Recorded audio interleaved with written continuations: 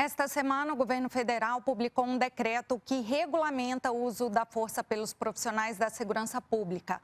O decreto prevê, por exemplo, que os agentes de segurança só usem armas letais quando outros recursos não forem mais possíveis.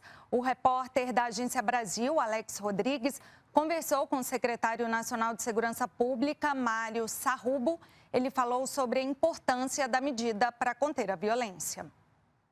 Secretário, obrigado, antes de mais nada, por nos atender, por disponibilizar do seu tempo. O que vem a ser o decreto 12.341, qual que é a importância dele e como é que se deu o processo de elaboração dessa medida? O que nós fizemos agora, na verdade, foi atualizar a portaria de 2010, trazendo essa portaria para os dias de hoje, numa outra lógica da criminalidade, hoje é o crime organizado, sendo importante pontuar que esta portaria, ela foi, na verdade, construída dentro de um grupo de trabalho que foi instituído no começo do ano, não é? E este grupo de trabalho participam o colegiado de comandantes gerais de polícias militares, o colegiado dos chefes de polícia civil, o colegiado de secretários de segurança pública, Fórum Brasileiro de Segurança Pública, Sou da Paz, Polícia Federal, Polícia Rodoviária, ou seja, não foi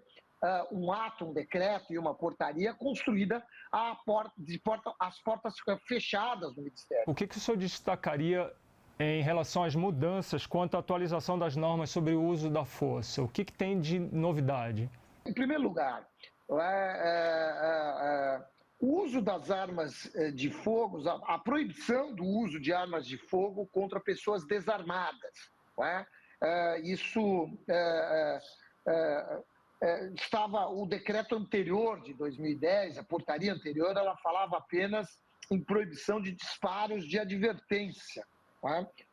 Agora, em 2024, a gente efetivamente proíbe o uso de arma de fogo contra pessoas desarmadas, evitando, por exemplo, o que aconteceu recentemente em São Paulo, em que um estudante de medicina estava num surto psicótico, desarmado e foi alvejado pelo policial militar. Uma outra novidade importante é a obrigatoriedade de capacitação anual sobre instrumentos não letais, não é? Trazendo expertise para as nossas forças no uso de armas não letais. Algo que vem sendo muito citado por críticos ao projeto é quanto ao ponto que especifica sobre o uso das armas de fogo apenas como medida de último recurso e quando a pessoa estiver armada.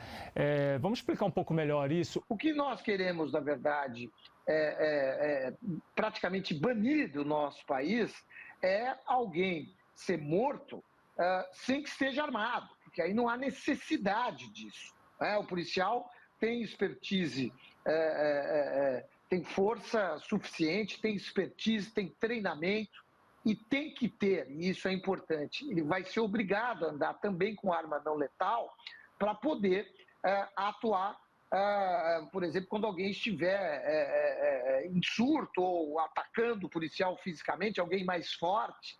O policial não é obrigado a tomar, por exemplo, uma surra, mas ele pode e deve usar da arma não letal, que a consequência física é mínima e ele conseguirá deter aquele criminoso sem necessidade de usar arma de fogo. Então, a arma de fogo deve ser reservada para as situações estritamente necessárias. O que no seu entendimento, vem suscitando tantas críticas ao projeto?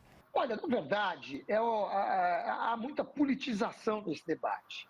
Eu gosto sempre de traduzir aqui, repetir uma fala do ministro Lewandowski, quando ele diz que segurança pública é uma questão de Estado, não de governo. Não é?